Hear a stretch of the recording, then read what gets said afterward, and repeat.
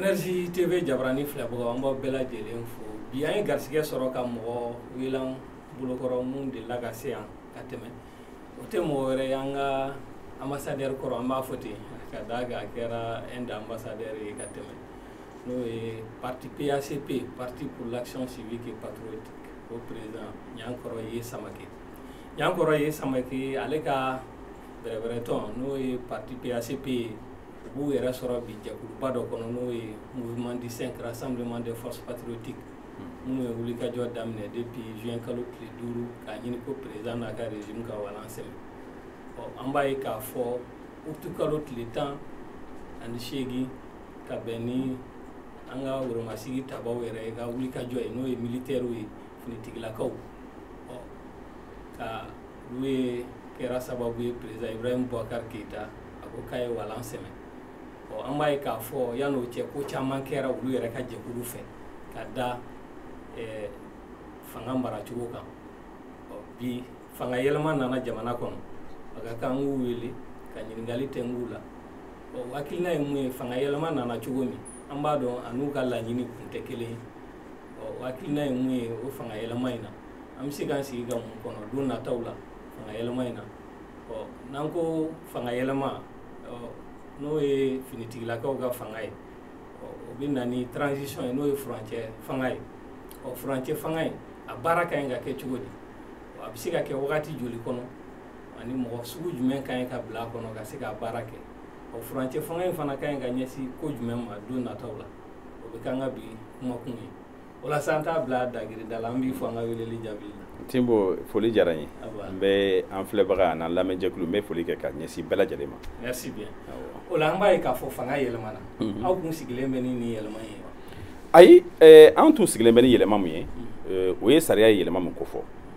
o ye le peuple souverain du Mali degun bonya kojugu an wulila k'a fɔ an ye fanga min kalifa parce que démocratie kɔnɔ jamana ɲɛmɔgɔya kalifa de don jɔnya juru tɛ jagoya fanga tɛ kalifa de don jamanadenw y'u ka fanga ta k'a kalifa donc a bɛ kalifa hakilina jumɛn kan k'a fɔ i bɛ hɛrɛ ani bonya ani karama k'o sabati ani bɛn ani ɲɛtaga ani yiriwa k'o sabati jamana kɔnɔ jamana ɲɛmɔgɔ b'i kali k'a b'o de kɛ fanga bɛ d'i ma don min na mɔgɔw bɛ voter i bɛ kali k'a fɔ ko jamana lakanali jamana sariyaw labonyali jamana ka yiriwali jamana ka bonya ni karama k'a fɔ ko e b'i kali ala la k'a fɔ i bɛ baara o baara kɛ o ɲɛsinnen bɛ o de ma awa ni jamanadenw y'a ye k'a fɔ i ka baara bɛ o kalikan sɔsɔ jamanadenw anw ka sariya y'a yamaruya jamanadenw ka wuli k'a fɔ i ka u ka fanga laseg'u ma u ka bila minɛ wɛrɛ ɲini a la droit de l'homme o fana y'a fɔ u ka article 35 kɔnɔ ko jamana o jamana kan ni aw y'aw ka ɲɛmɔgɔya di mun ma n'u ye dankari aw ka jamana ka danbe la n'u ye dankari jamana sariyaw la wajibi don a wajibilen bɛ jamanadenw kan ka wuli k'u ka fanga kofɔ sabula fanga ye jamanadenw de ta ye mɔgɔ si ta tɛ mɔgɔ kelen si ta tɛ jɛkulu kelen si ta tɛ jamanadenw b'a kalifa de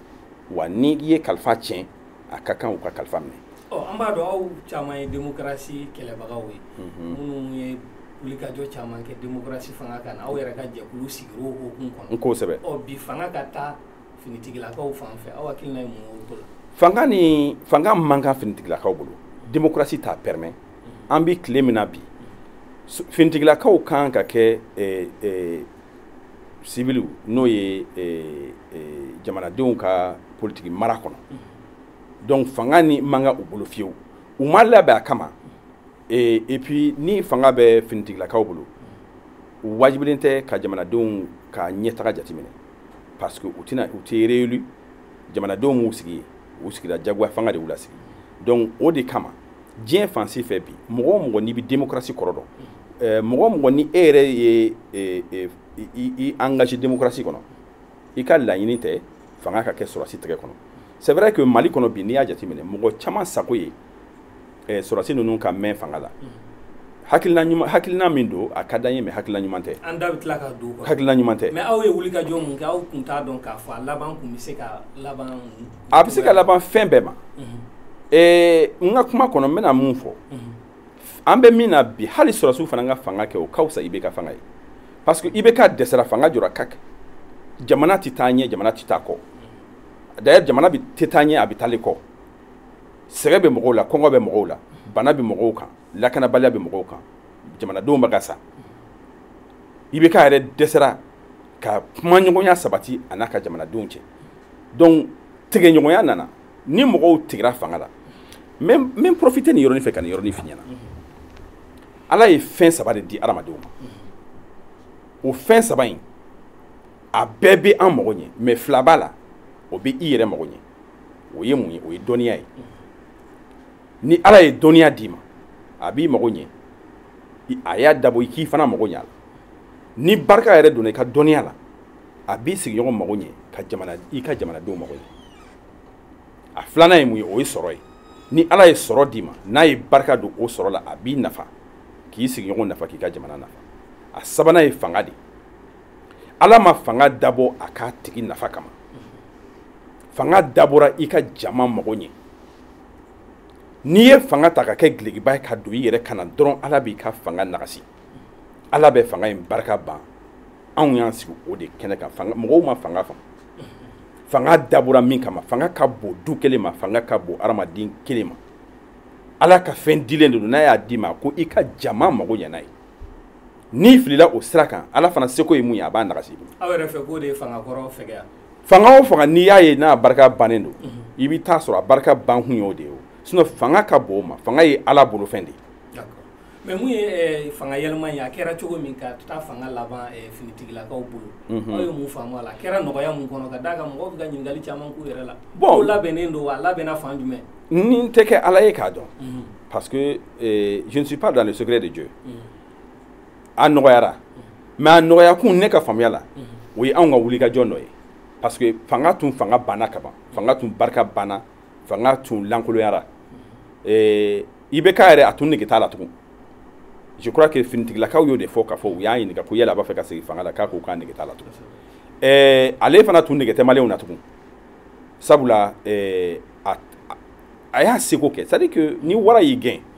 i b'i seko naboli de kɛ i seko dan ye mun ye i b'o de kɛ mais i tɛ se k'i seko kɛ ka mɔgɔ wɛrɛ seko kɛ o n'i dɛsɛra yɔrɔ min na an ye IBK seko ye tila k'a dɛsɛlen ye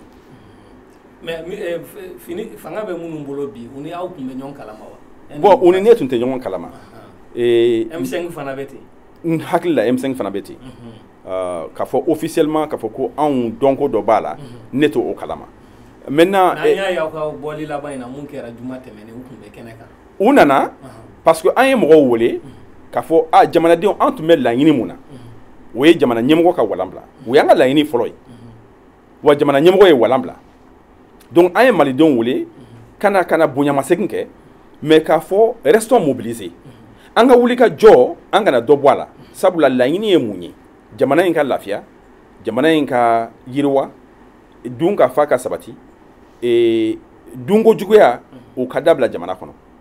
sɔrɔsiw bolo falen fanga la suko ni dugusɛjɛ cɛ o bɛɛ tɛ se ka ban donc on doit rester mobilisé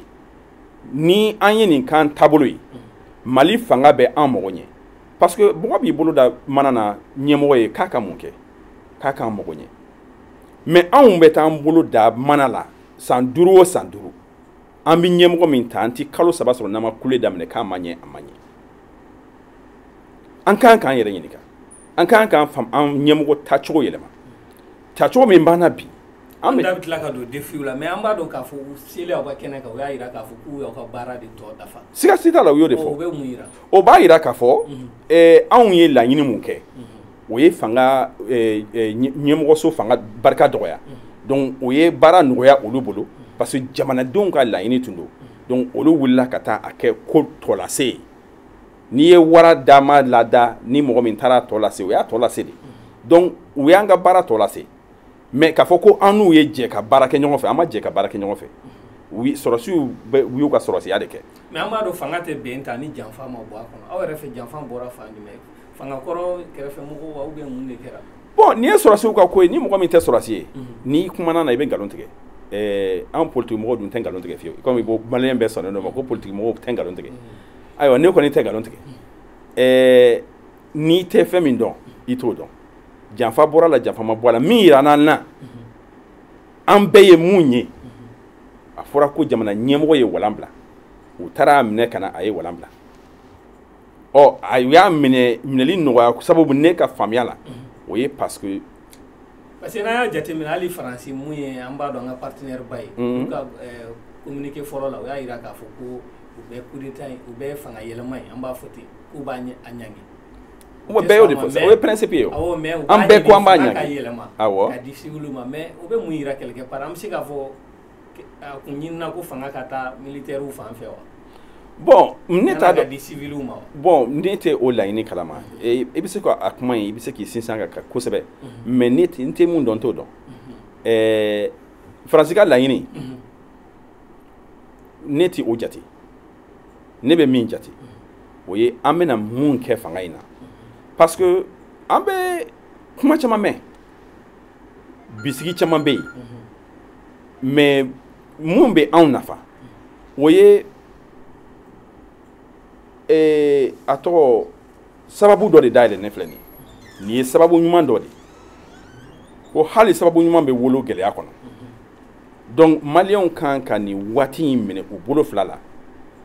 walasa an kana sira yɛlɛma waati in ye mun ye n y'o de fɔ an ka wulikajɔ kun ye mun ye donko juguya k'o ban mali kɔnɔ lakanabaliya k'o ban mali kɔnɔ ɲɛtaga ka se ka sabati an ka laɲini y'o ye bon fanga yɛlɛmali ka bɔ bolo dɔ kan ka na bolo kelen kɔnɔ suko ni dugujɛ cɛ o kɔrɔ tɛ k'o kɛra fɔlɔ an bɛna an da don an bɛ tila k'an da don furancɛ fanga in a baara bɛna kɛ cogo min yan'o cɛ an b'a ye k'a fɔ minnu ye fanga ta n'o ye comité national pour le salut du peuple ye CNSP mɔgɔw u y'a jira k'a fɔ ko an ka fanga an ka constitution mun bɛ yen bi k'a ma suspend k'a ma dulon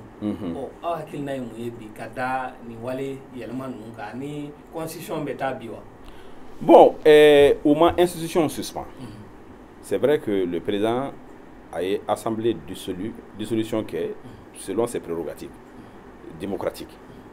donc an bɛ yɔrɔ min na bi depuis ninnu nana fanga na au moins institution suspend au moins constitution suspend mais de toute façon de fait le coup d'État n'est pas compatible avec la Constitution. Coup d'État de quoi? Bon, coup d'État d'où? C'est un coup d'État, mais on peut l'appeler un coup de peuple.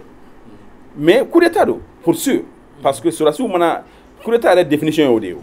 Quand sur la sous, Tarakata Dankari, civil Fanga. Il faut que le président démissionnaire. Oui, par la suite. Ama démissionnaire. Amenena folo da ka démissionner. Na ira atlala ka bɔ k'a fɔ tugun CEDEAO mɔgɔ ye k'a démissionner. O bɛɛ kɛra mais yan'o ka bɛɛ ka kɛ amenena fɔlɔ. Donc mais a kɛra circonstance mun kɔnɔ an bɛ se k'a fɔ ko coup de peuple de don parce que jamanadenw wulila nɔfɛ a kɛra tɔ lase ye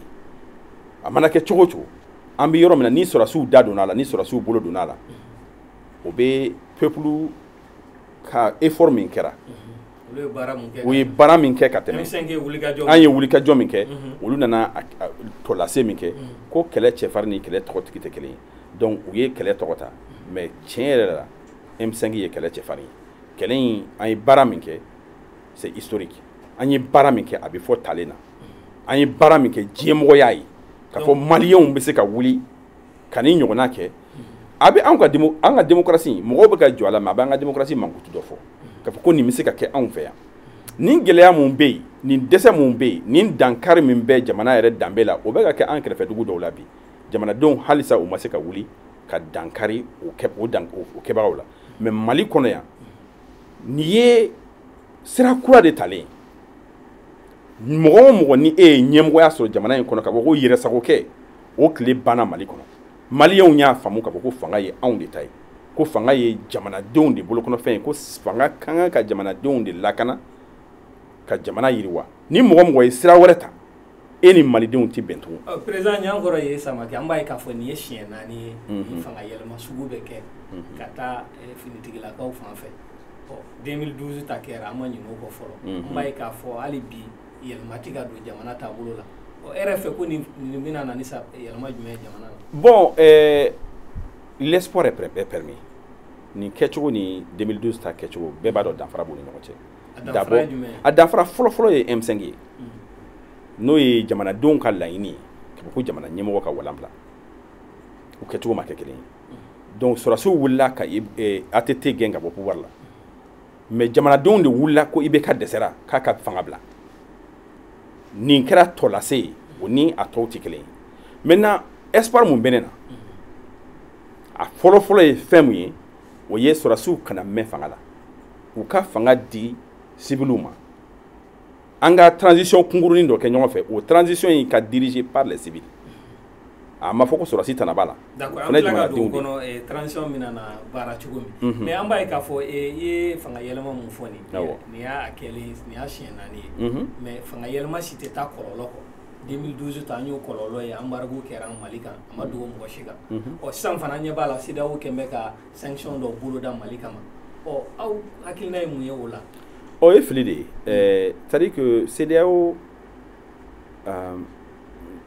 n'a pas vocation à sanctionner un peuple. C'est pas sa vocation. Ils peuvent sanctionner des institutions. Mais c'est bon de vous boulot. Moi c'est pas mon beau boulot. Oui tiens mais ama fo an ka laɲini na n'o ye M5 kɔnɔna ye an tun bɛ ka laɲini min kɛ anw ka jamana sariya y'o o yamaruya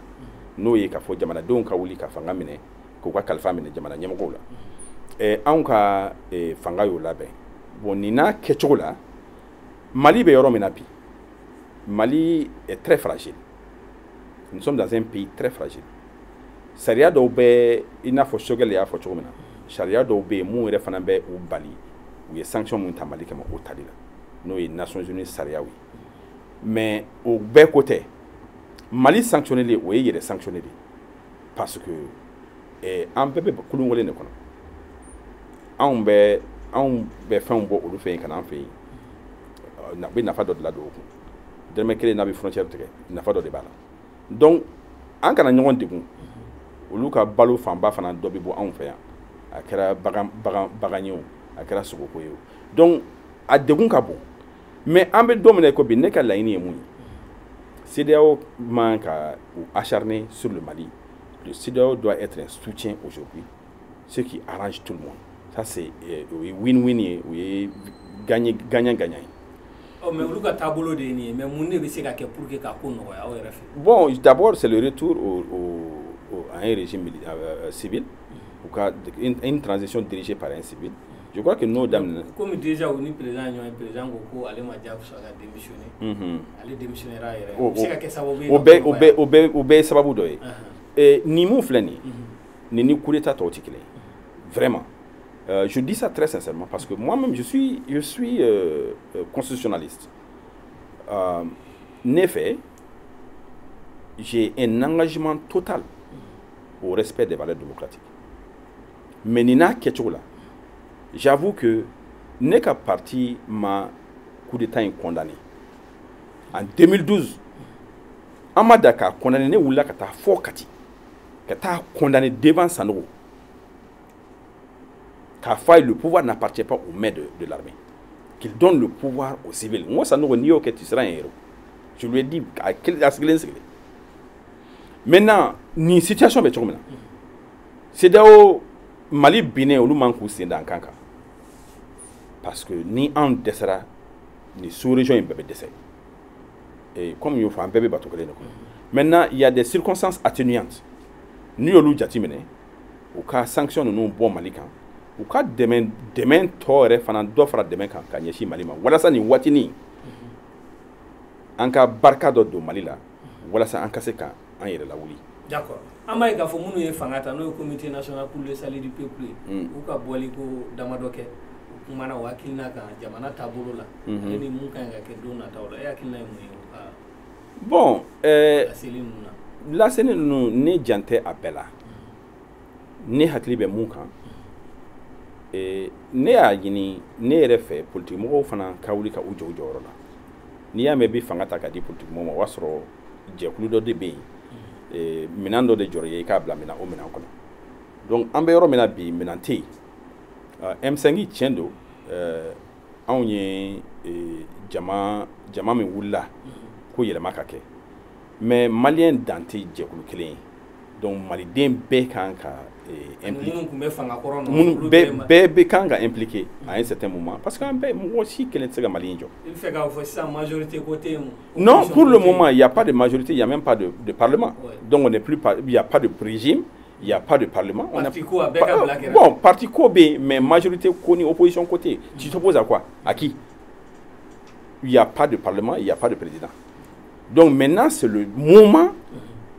que les Maliens doivent saisir pour la refondation de notre pays. Mais ce que je vais dire,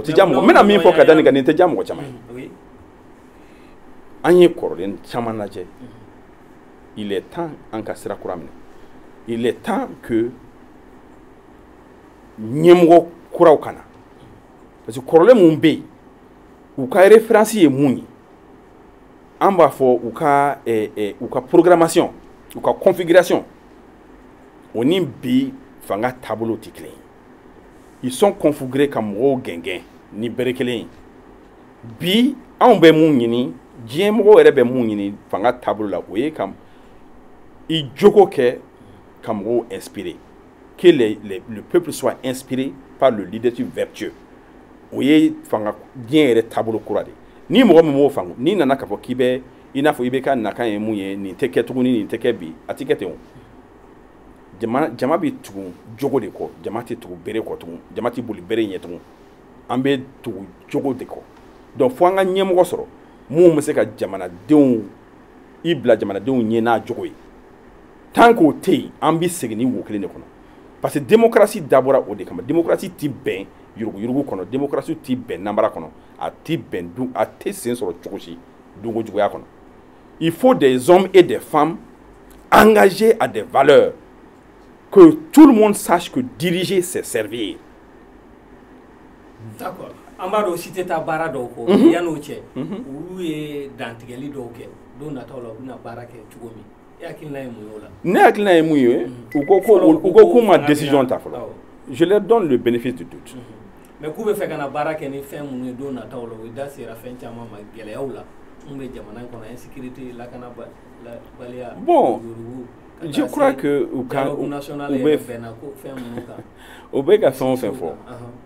accord pour la paix et la réconciliation ni chite priorité. La priorité oui parce que moi tu sais que fanga tableau faut qu'assurément fanga est tabaga fort. John qui va diriger toutes ces initiatives? Est-ce que c'est les militaires? Est-ce que c'est les politiques? Il faut qu'on résolve cette problématique. Au ban la donc transition bara que li chugoya la mba donc a fo bi uma bayra bode ka o transition bina ke chugodi o e akila mu transition ka na kan ka ke bi ne ka ne fait transition une transition de 14 franche fonga sans kalutan nani je crois que ça c'est optimum mais à franche fonga fana nyemoya ka ke civil développement et parce que naya di il n'a pas mon chama sa ko do chomina que beaucoup sur ka bulu fanga ka to sur bulu ka watike ko politique mo desera politique mo ma dese Mali ira de desera et démocratie en ma famu a manière na fana mu ye kera anyemgo yo luma ke pitna yele olu kera lampan faga dem blade mo donc il faut qu'en table kura denga mi se ka soro o mo ko se ka soro bia mais bien sûr o mo ko se ka soro ke et M5 ye baramu ke wonyemo ya fana bala hakila ndo fana bana c'est pas pour dire que le pouvoir doit revenir à au mouvement démocratique, aux anciens leaders du mouvement démocratique. Telle n'est pas mon ambition. Moi, je pense qu'il faut carrément renouveler le leadership malien. Et ceux qui ont failli, que ceux qu'on n'a pas encore tenté, qu'ils viennent, qu'on les essaye. Maintenant, au Bolin Kuala, transition n'est fait. C'est vrai, on peut le faire avec les militaires. Mais il faut que réellement, que ça soit court, à Canadien, Sangeleni Kaloflani, au Manaboye, faut civiliser à Nyemoye. Voilà ça. Et sur la Sifanga Boya, l'intelligence facile. diɲɛ sago ye bi sɔrɔsi fanga kana kɛ yen n'i ye sɔrɔsi ta ka bila i ka fanga kunna mɔgɔ dɔw bɛ olu b'i kɔ don i ka fanga ma i n'a fɔ américains bɛ cogo min na i n'a fɔ union européenne bɛ cogo min na donc anw fɛ bi an tɛ se k'a laɲini mɔgɔ k'i kɔ don an na parce que jamana bɛ dingɛ min kɔnɔ bi an kelen tɛ se il faut k'an ni mɔgɔ tɔw ka baara kɛ ɲɔgɔn fɛ donc olu fana ka baara sariya ye fɛn mun ye n'o ye pouvoir civil ye et on peut le faire. On peut faire un pouvoir civil avec des militaires. Bon, je crois qu'on peut... Mais en bas, il y a 92 transitions qui sont sur de Kouya à Tété. Lieutenant-colonel Kundo. Oh, mais en bas, il y a transition qui est la transition qui est Tiendo, ça a réussi. Mais j'ai militaire qui a barré. Mais au Watini Biche Kaja, au Watini 2012 Nimbi. Non, 92 Nimbi, Djemro ka attitude yelamara envers le pouvoir militaire. Maliko damate, ate comme amadanga finitu la koy. Mais ambe fin do de kono, cadre do de kono. Djemro be sur si fanga la je chukudi. Bon, et puis niya ngongo a canadien, transition canadien. Parce que il faut pas que anga fama démocratie ma. Nam an wɛrɛ ma démocratie ma don anw na ka se hakɛ mun na n'an nana fama démocratie ma on va perdre le comportement démocratique an ye mini min sɔrɔ an b'o fana perdu l'habitude démocratique là il faut qu'on préserve ça les acquis qu'on a n'an ye o bɛɛ perdu en faveur d'une longue transition o ye bin de ye Mali bolo. Est-ce que démocratie fana ma nani yɛrɛ labila ye kosɛbɛ. Bon tiɲɛ mɔgɔ tɛ siran sɔrɔ a si fanga ɲɛ ka tɛmɛ démocratie mɔgɔw kan. Bon et que siran bɛ ye bi tugun n y'o de fɔ mɔgɔw tɛ se ka mara siran kɔnɔ tugun diɲɛ ma dabɔ o kama dans un monde de liberté dans un monde démocratique mɔgɔ si tɛ siran mɔgɔ si ɲɛ mɔgɔ si man voilà sariya labato de don i bɛ sariya labato sinon mɔgɔ man ka siran mɔgɔ ɲɛ a ma dabɔ o kama mɔgɔ si tɛ masa ye tugun i ye fini don i ye gulekiba don an bɛɛ ye hadamaden de donc k'a fɔ k'i bɛ fanga dɔ don tuguni wali ka fɛn dɔ don ka taa mɔgɔw lasiran tuguni o tile binna o donc an bɛ tile min na bi o ye sigi ka fɔ o ye bɛnkola tile de mɔgɔ si se tɛ mɔgɔ si ye tugun k'a fɔ k'i bɛ hadamadenw degun ka se yɔrɔ dɔ la ko parce que ko fini b'i kana wali ko parce que fanga dɔ b'i bolo o de kama an bɛɛ y'a ye k'a fɔ i bɛ k'a ye o de baara daminɛ k'a fɔ k'a bɛ jamana don a ɲɛnada fɛ k'a b'a yɛrɛ sago kɛ jamana kɔnɔ k'a b'a yɛrɛ sago kɛ jamana sɔrɔ la o labanna yɔrɔ min na an bɛɛ ɲɛ b'o la mɔgɔ o mɔgɔ hali ni militaire bilala yen an tɛ siran ɲɛ an bɛ se ka fanga bonya a ɲininen bɛ malidenw fɛ an ka fanga bonya ɲininen bɛ finitigiw fɛ u ka jamanadenw dɛmɛ u ka fanga bonya mais an kana ɲɔgɔn na siran. mais an b'a ye k'a fɔ u yɛrɛ ye kuma ɲɔgɔnya daminɛ u ni CEDEAO mɔgɔw ni ɲɔgɔn cɛ dɔgɔkun in kɔnɔ CEDEAO ka délégation kun bɛ yan Goodluck Jonathan a n'a ka mɔgɔw an b'a ye k'a fɔ kuma mun bɔra o kɔnɔ a bɛ komi laɲiniw ye fanga ka taa civiliw fan fɛ ɔ bɛnkan tɛ ka sɔrɔ o kan fɔlɔ ɔ a bɛ ka fɔ fana ko civil mun an bɛ se k'a fɔ militaire mun démissionnaire ou bien ni mun bɛ retraite la ɔ o bɛ mun yira a bɛ se ka kɛ mɔgɔ min bɛ ta fana a bɛ se ka kɛ militaire kɔrɔ ye wa. bon tant que fini t'i la i ye jamanaden dɔ ye tant que fini t'i la i ye jamanaden dɔ ye donc an tɛ se ka jamanaden bɔ jamanaden na mais sariya ko ko finitigi k'o man ka fanga ta jamana in kɔnɔ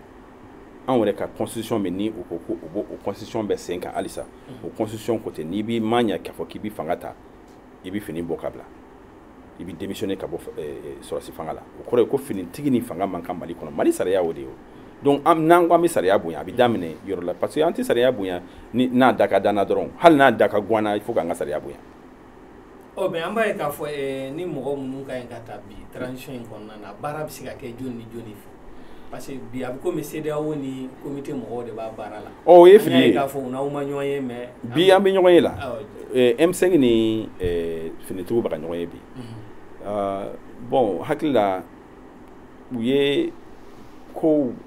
ma sigi u sigicogo la parce que yanni u ni CEDEAO tun ka ɲɔgɔn ye u tun kan ka fɔ CEDEAO mɔgɔw kan kɔnɔ fɔlɔ u ni jamanadenw ka kuma parce que fanga min ye jamanadenw ta ye n'i y'o k'i yɛrɛ sago ye n'i ye o baara daminɛ mɔgɔw bɛ commencer ka siga ni hakili la u kan ka siga ɲɔgɔnya bɛɛ bɔ a la k'a kɛ sigikafɔ ye an ka a baara kɛ ɲɔgɔn fɛ mɔgɔ sari minnu ni jamanadenw bɛnna mun voilà n'an bɛnna mun kan an b'o baara kɛ parce que u mana sigi ka fɛn fɛn fɔ o tɛ fɔ ye ni ni jamanadenw kumana kuma min na de finitigi ninnu kelen tɛ se ka latigɛ k'a fɔ ko transition in bɛna kɛ cogo min na u kelen tɛ se ka Mali mara donc u ni Mali marali ma kan an ka sariya sunba ko ten ka fɔ ko n'u ma ɲa ko u ka fini bɔ ka na an ka faso baara olu kɛlen ye fasoden de ye mais il faut k'an k'an kɔlɔsi on est dans l'euphorie an kana fili i ye transition dɔ fɔ ko mun ko sɔrɔsi ɲɛmɔgɔya tun bɛ sɔrɔsi bolo an ye dɔw fana ye mun ɲɛmɔgɔya tun tɛ sɔrɔsi bolo mun ɲɛmɔgɔya 2012 ta ɲɛmɔgɔya tun bɛ ouais mais Sanogo ye dɔ kɛ ye fɔlɔ Sanogo yɛrɛ y'i jɛngɛn de mais a ma bɔ yen donc de toute façon il faut pas que an ka ɲina Mali kɔ n'an y'an girin fanga kan ka ɲina fanga bɛ min ɲa kɔ fili caman bɛ bɔ yen de fanga bɛ mun de ɲa f'an ka sigi ka kuma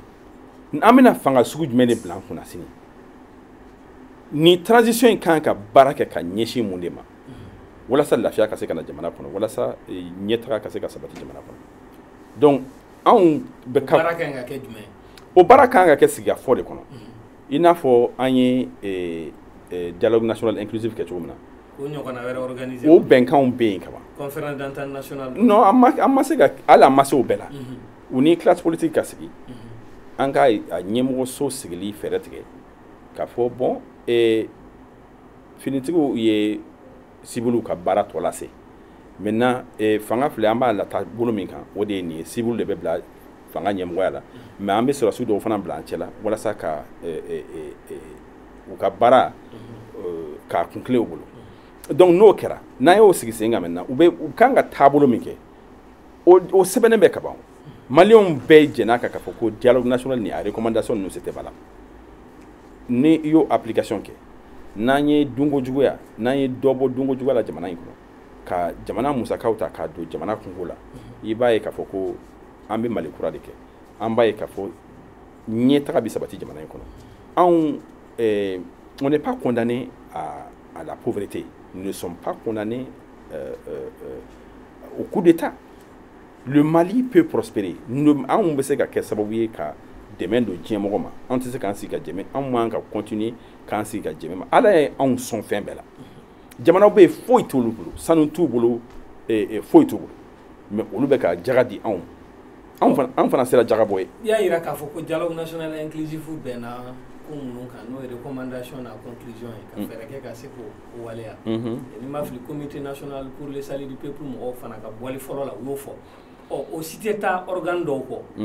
an b'a dɔn n'i ko ka yɛlɛma don sɛbɛnw na a tɛ taa jɛkulu dɔw kɔ n'o ye an b'a fɔ organe de transition assemblée tɛ yen bi o la e bɛ se ka organe jumɛn fɔ an ye bi transition gestion na organe jumɛn ni jumɛn ka ɲi ka sigi bon je crois que o bɛɛ dɔnnen don an ye transition caman kɛ Mali kɔnɔ c'est vrai que la transition bɛɛ ma kɛ sabati organe de transition fɔlɔ o ye mun ye o ye le corps de transition i n'a fɔ an bɛ ɲɛmɔgɔso min sigi ka président kelen k'a la wali ka vice président dɔ k'a la maintenant o bɛ sigi fɔlɔ je crois que a structuration sugu ka ca mɔgɔ kelen tɛ se k'a fɔ an ka structurer nin cogo la mais ne ka proposition ye mun ye organe mun bɛ sigi a n'a durée parce que il faut un gouvernement il faut un organe législatif donc n'i y'o olu fɛn fila ta ka gouvernement sigi ka organe législatif sigi je crois que fɛn bɛɛ Mali jɛ bi o y'o fɛn fila de ye ni o organe législatif ni fana k'o président kɛ jamana ɲɛmɔgɔ ye donc je crois que institutionnellement on tout s'arrange mais mɔgɔ jumɛn bɛ bila kɔnɔ mɔgɔ mun bɛ bila a kɔnɔ bon je crois que ɲɛmɔgɔ ko la ɲɛmɔgɔ ntanya tɛ Mali la o i y'a brosser cogo min na i n'a fɔ sɔrɔsiw bɛ se ka don a kɔnɔ politique mɔgɔw bɛ se ka don a kɔnɔ société civile bɛ se ka don a kɔnɔ hali an ka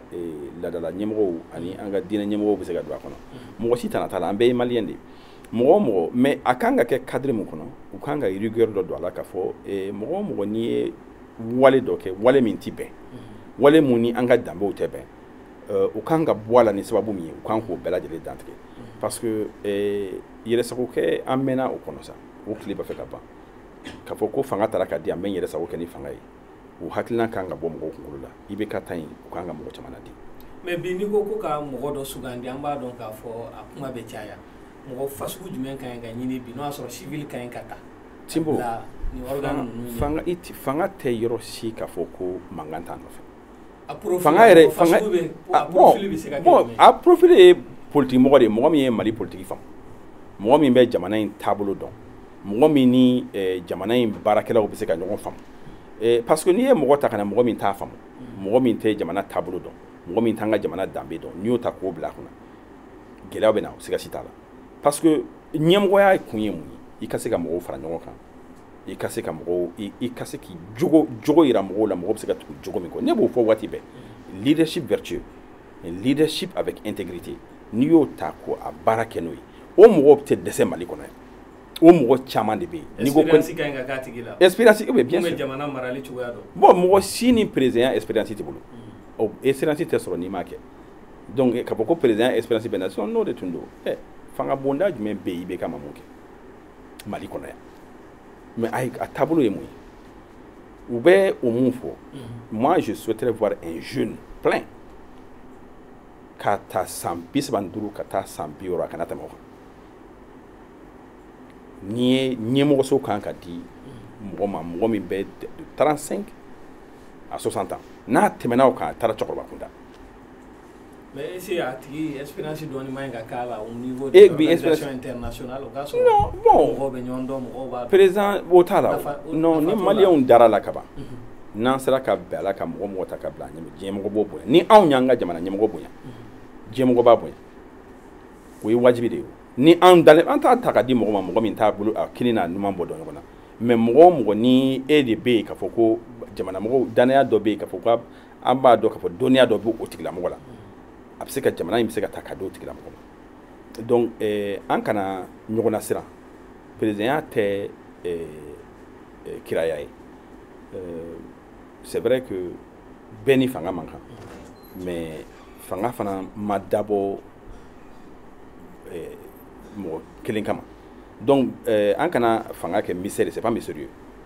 Mali kɔnɔ bi mɔgɔ camanba de bɛ o bɛ se ka jamana in ɲɛmɔgɔya kɛ ladiriya kɔnɔ parce que an bɛ fɛn fɔlɔ min ɲini o ye ladiriya ye n'a dɔnniya sɔrɔla n'i sera ka ladiriya fara o kan je crois que maliyɛnw bɛ tugu i kɔ mais ni gouvernement ka ɲi ka sigi bi gouvernement de transition mɔgɔ hakɛ joli ka ɲi ka k'a kɔnɔ mɔgɔ sugu jumɛn ka ɲi ka taa est ce que technocrates de ta minnu bɛ baara dɔn olu ta ka politique mɔgɔw to kɛrɛfɛ wa mais qui te dit que les politiciens ne sont pas technocrates il y a des politiciens qui technocrates mun bɛ politique bon, il y a mɔgɔw fana bɛ se ka taa mais bien sûr c'est jamana taabolo on se connaît min bɛ se ka mun kɛ jamana kɔnɔ n'i y'a ye anw bɛ nin dingɛ kɔnɔ bi o dɔw ye yɛrɛsagokɛ ka mɔgɔ ta ka bila baara la mɔgɔ min tɛ s'a la mais n'i ye mɔgɔw taabolo lajɛ mɔgɔ mun ye dɔ kɛ jamana in kɔnɔ ka kɔrɔ ani mun ma dɔ kɛ jamana in kɔrɔ ka kɔrɔ o tɛ fili o karisa cɛsirilen bɛ jamana ko la ani karisa cɛsirilen b'a yɛrɛ ko la o tɛ fili hali bamanana hali an ka togodaw la cɛbalenkuntigi musokuntigi nin bɛɛ lajɛlen bɛ ta ni hakilina dɔ de kɔlɔsi dɔ de bɛ yen o bɛ da mɔgɔ kan k'i ta k'i bila o ɲɛmɔgɔya la n bɛ to k'a fɔ bamanana ni cɛ bɔra an den nɔfɛ an denmuso nɔfɛ an bɛ cɛ in buruju gosi a bɛ seli wa a bɛ sun wa a bɛ baara la wa a bɛ se an denmuso kɔrɔ wa ladiri do wa a delila ka tiɲɛni jumɛn kɛ a somɔgɔw bɛ di an b'o sɛgɛsɛgɛli kɛ mais bi anw b'an ka jamana kuduru ta ka di mɔgɔ ma a bolo wari dɔrɔn nɔfɛ wali a cɛkan in nɔfɛ an t'a kɔ dɔn an t'a ɲɛ dɔn ni jamana bin'o bolo i bɛ jigin jɔn na donc o de kama an bɛɛ bɛ bɛɛ dɔn mɔgɔ si tɛ dunan ye Mali kɔnɔ yan ni min ye dunanya fari da a b'i mabɔ o la a kɔnɔ k'a ɲɛmɔgɔ ye ɲɛmɔgɔ c'est à dire que kabini bi ma se ɲɛmɔgɔ bɛ ta an ka togodaw la ɲɛmɔgɔ bɛ ta an ka jamana kɔnɔ yan o ɲɛmɔgɔ ninnu tun bɛ jamana nafa mais munna anw ka ɲɛmɔgɔ taacogo tɛ k'an nafa tugun parce que an bɛ ka fɛn wɛrɛ de jateminɛ mun t'an ka danbe ye an bɛ ka fɛn wɛrɛ jateminɛ mun tɛ adamaden kɔ ye adamaden bɔkolo ye n'a ye ɲɔgɔn bɔkolo lajɛ n'a ye ɲɔgɔn baarabolo lajɛ parce que mɔgɔ mɔgɔ ye dɔ kɛ ka tɛmɛ o tigi bɛ se ka dɔ kɛ dɛ mais mɔgɔ min ma foyi kɛ n'i y'i ka jamana ta ka d'o ma n'o ma fɛn kɛ. i y'a jira k'a fɔ a ka di civil de ka kɛ transition ɲɛma. siga t'a la. mais mun ye premier ministre ye o. bon premier ministre bɛ se ka kɛ mɔgɔ sariya ma o kɔn o.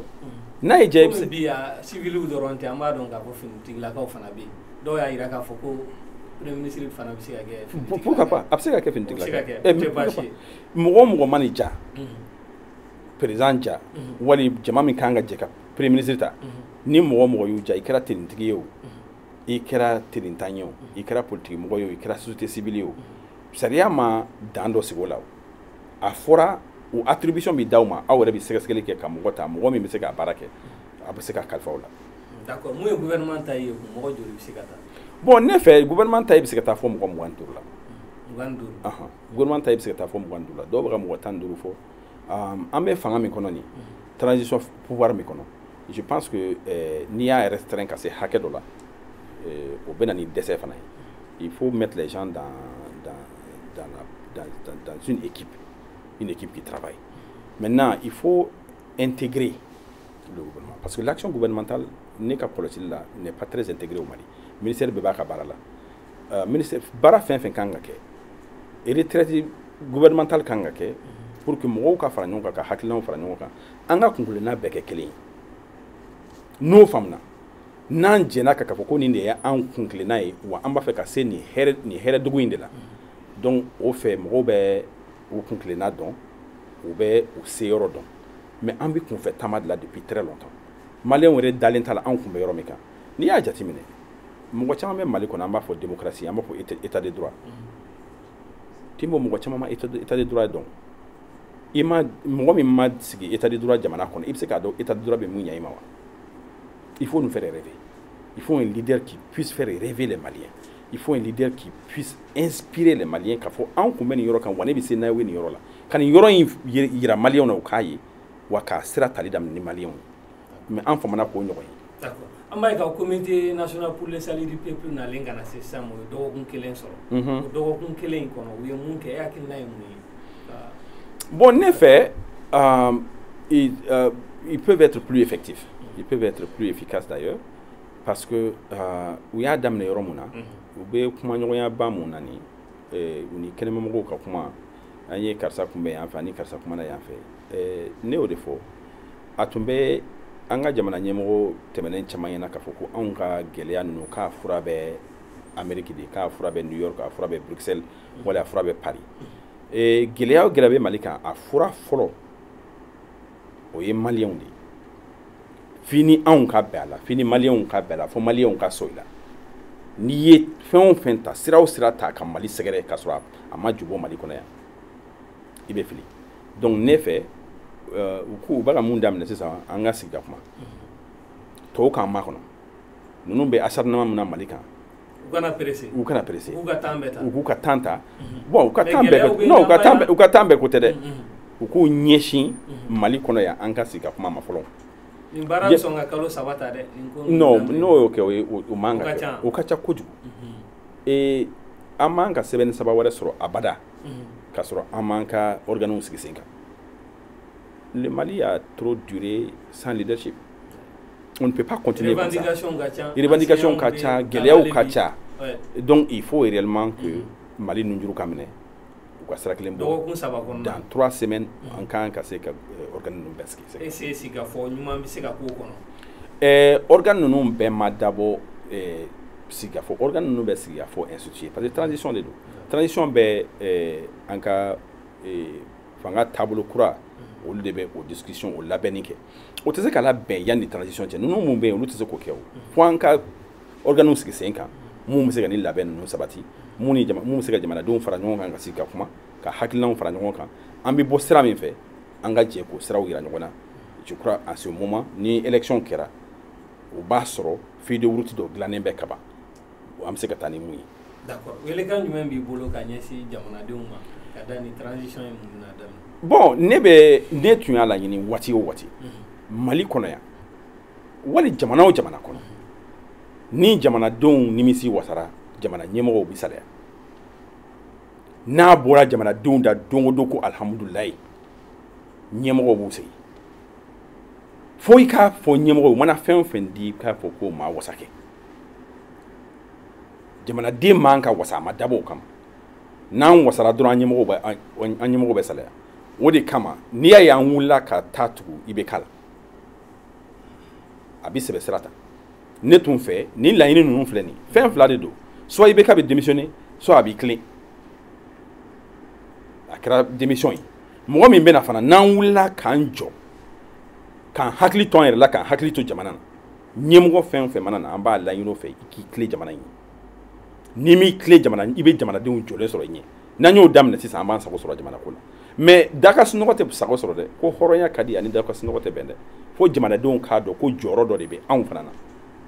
k'a bɛɛ ta ka jamana ɲɛmɔgɔya ta ka d'u ma ten k'i sigi k'u lajɛ a bɛ b'i bolo dɛ siga si t'a la a ka bon o ma o jamana bɛɛ kungo ta k'o di mɔgɔ damadɔ ma k'i sigi k'u lajɛ jamanaden bɛɛ kan k'i impliquer à son niveau n bɛ welekan min bila ka se jeunesse ma n bɛ welekan min bila ka se musow ma ala ye seko dɔ kɛ an bɛɛ ye an ka ɲɔgɔn dɛmɛ dɛmɛ fɔlɔ ye an ka ɲɔgɔn dɛmɛ ye an ka togodaw la an ka misiriw kɔnɔ an ka église kɔnɔ an ka ɲɔgɔn dɛmɛ an kana bɛɛ da jamana kun an ka sariyaw bonya n'an ye sariya bonya sariya b'an bɛɛ lakana mais ni dɔ ye sariya sɔsɔ dɔrɔn sariya tɛ mɔgɔ si lakana tugun donc n'i y'a ye anw bɛ bɔ sariya wo fɛ parce que dɔw de ye sariya sɔsɔ donc an ka jɛ ka sariya lakana ka sariya bonya ni mɔgɔ min ye sariya dɔgɔya an ka jɛ k'o tigi bilasira donc n b'o laɲini ka se maliyɛnw fɛ jamana in jamana barikama don mali in a bɛ se ka taa ɲɛ nin waati min filɛ nin ye waati kɛrɛnkɛrɛnnen ye nin ye waati kɛrɛnkɛrɛnnen an kana to nin waati in ka taa k'an bolo da an ka nin waati in ta ka mali don ɲɛtaga sira kan. d'accord o bɛ dan sigi an ka bi jamukan na o la an b'i fo kosɛbɛ an ka weleli jaabili la ka Énergie TV jabarani filɛbagaw bɛɛ lajɛlen fo hali bi an bɛ dugawu kɛ ala ka jamana basigi ala ka jamana amina asala merci. Okay. Bon.